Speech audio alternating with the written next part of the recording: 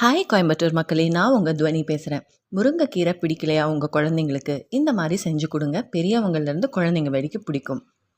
கடலைப்பருப்பு, புளி, வரமிளகாய், சீரகம் எல்லாம் ஃப்ரை பண்ணி வச்சுக்கோங்க. அதே மாதிரி வெங்காயம், தக்காளி, பூண்டு ஃப்ரை பண்ணி வச்சுக்கோங்க.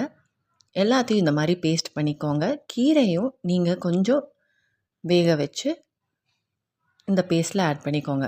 அப்புறம் நல்லெண்ணெய் ஊற்றி வெந்தயம், கடுகு, கருவேப்பிலை நிறையா போட்டுக்கோங்க.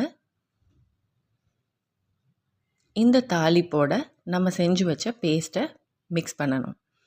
கைவிடாமல் மிக்ஸ் பண்ணுங்கள். நிறைய நல்லெண்ணெய் சேர்த்துனீங்கன்னா 2-3 டேஸ்க்கு ப்ரிசர்வ் பண்ணி வச்சுக்கலாம். முருங்கைக்கீரை இப்படி சாப்பிட பிடிக்காதவங்க யாரும் இருக்க மாட்டாங்க. இது இட்லி, தோசை, சாப்பாடு, சப்பாத்தி